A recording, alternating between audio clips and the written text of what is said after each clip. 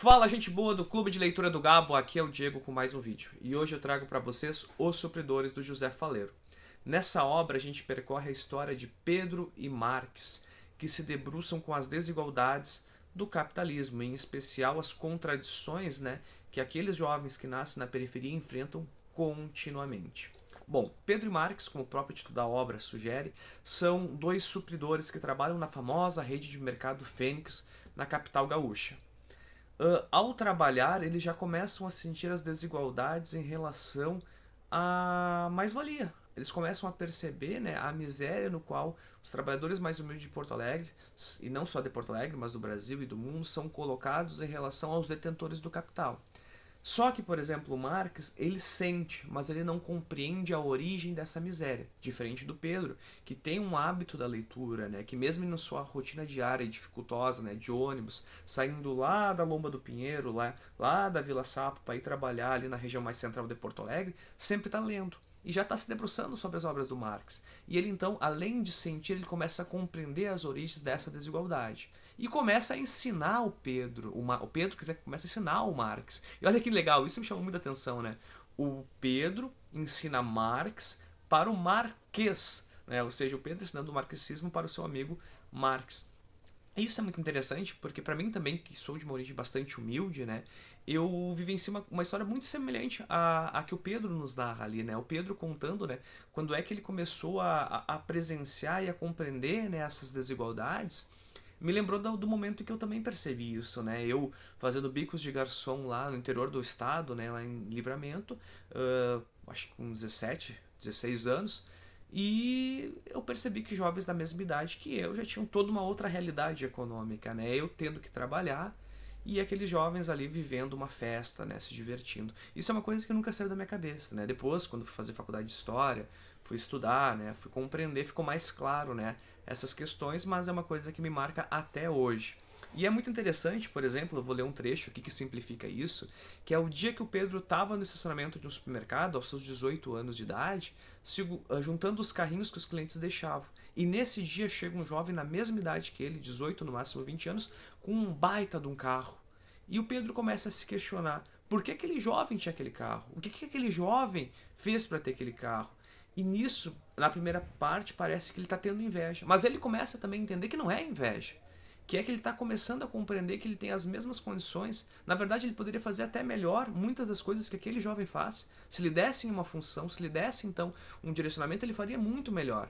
Só que toda a superestrutura o condiciona para se sentir inferior, incapaz àquele jovem.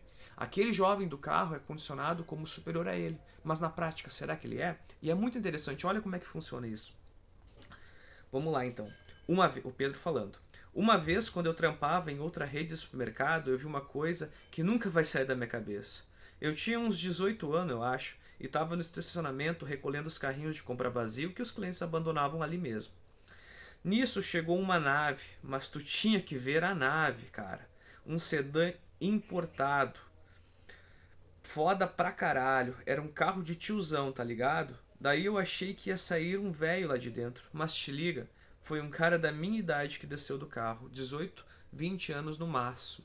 E ele tava num terno de James Bond topzera, Algo muito legal e tal. E o Pedro então começa a questionar, mas por que aquele cara tem tudo isso? O que aquele cara fez na mesma idade que o Pedro para merecer tudo isso? E o primeiro sentimento que ele acha que tem é inveja. Mas não era inveja, porque na verdade era a superestrutura lhe fazendo sentir inferior àquele jovem. Mas em tudo que o Pedro fizesse, com certeza ele seria melhor que o cara. Então olha só que interessante. A vontade simplesmente me veio. Agora, qual é o nome que se dá para essa vontade? Sentimento de inveja? Não. Pois que seja inveja então. Mas tem uma coisa bem pior do que a inveja, que é a pessoa não se achar digna do que a outra pessoa tem, vendo aquele espetáculo da desigualdade e da injustiça, onde eu mesmo representava um papel importante, indesejado, mas importante. Vendo aquilo que, se eu tivesse achado que estava tudo bem, se eu tivesse dado graças a Deus por ter um trampinho e um salário mínimo, e nada mais do que isso, te digo, meu bruxo, até uma mosca varejeira dessa que fica na volta da merda ia ser mais merecedora de respeito do que eu. Não, não, não. Cara, pera aí, só um pouquinho. Eu conheço meu valor. Eu sou ponta firme. O que tu me disser para fazer, eu vou fazer bem. Eu sou um cara esforçado. Eu sou bom em tudo que eu faço. Então, por que cargas d'água eu ia olhar para aquele Mauricinho e não me sentir merecedor do que ele tinha? Aposto e não perco que eu posso fazer qualquer coisa melhor do que aquele cara. Porque, mano, eu sou uma flor que nasceu num lixão. Ou seja, a superestrutura, né, fazendo o Pedro se sentir inferior, e o Pedro se compreende naquele momento que não, ele não é inferior. Aquele cara nasceu numa realidade social e econômica que lhe possibilitou aquilo. Mas não importa o que aquele cara fizer, o Pedro com certeza vai fazer melhor. Porque ele nasceu numa realidade muito mais difícil e ele está superando cada um. Isso me lembra muito a minha história, né, de quando eu trabalhava com um garçom. Tu compreende aquela e tu começa a questionar, mas na época eu ainda não tinha a leitura e a compreensão do que levava aquelas circunstâncias, né?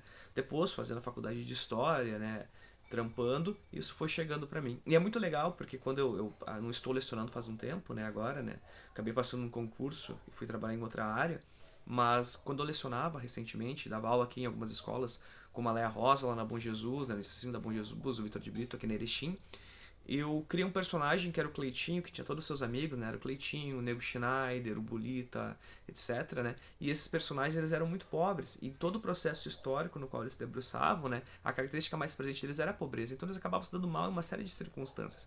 E era muito legal que alguns alunos meus, depois de percorrer os diferentes momentos da história, acompanhando o Cleitinho e o Bulita, que passavam por todas essas fases, começavam a compreender que eles também eram um pouco de Cleitinho e Bulita e que eles tinham que começar a entender essas contradições sociais para poder se posicionar, entender a própria mais-valia. Então isso me deparou muito, né?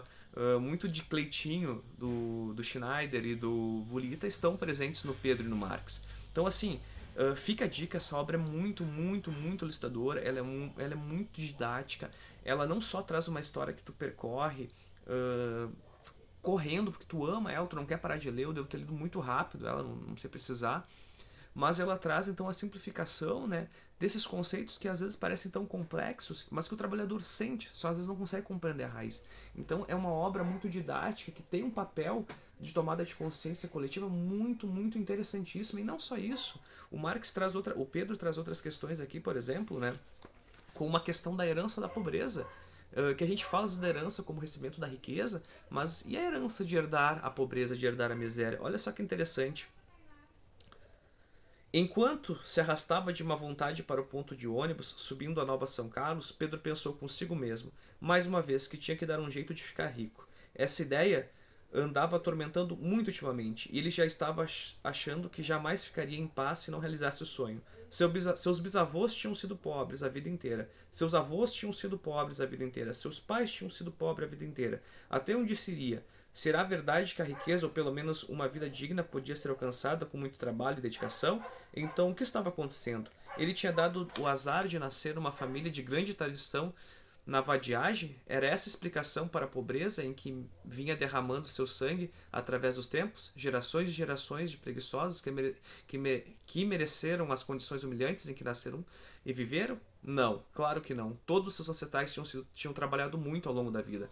Tinham pertencido à classe social que mantinha a merda do país funcionando. E sempre foram pobres. Era a pobreza que devia haver alguma coisa errada. O erro deles talvez tivesse sido respeitar demais as leis. Tudo bem, o ciclo da pobreza terminaria nele. Isso é muito interessante, né? Então ele traz todas essas características da marca da herança da pobreza e da miséria, né? E toda essa superestrutura que tenta te fazer acreditar que tu é pobre porque tu não trabalhou o suficiente. Né? Essa ideia que é muito circulada em partidos da direita, em partidos com característica liberal como o Novo, que tentam abordar a tão sonhada meritocracia, que na prática não funciona assim. Quem é de origem pobre, assim como eu, assim como provavelmente o autor deve ser, porque os comentários que ele traz, a visão de mundo que ele traz, é alguém que naturalmente com certeza deve ter nascido e vivido em comunidade. Né? Ele traz muitas comunidades aqui de Porto Alegre, Vila Planetário, Vila São Carlos, ali as comunidades da Lomba do Pinheiro, né? Coisas que só quem vivenciou essa realidade.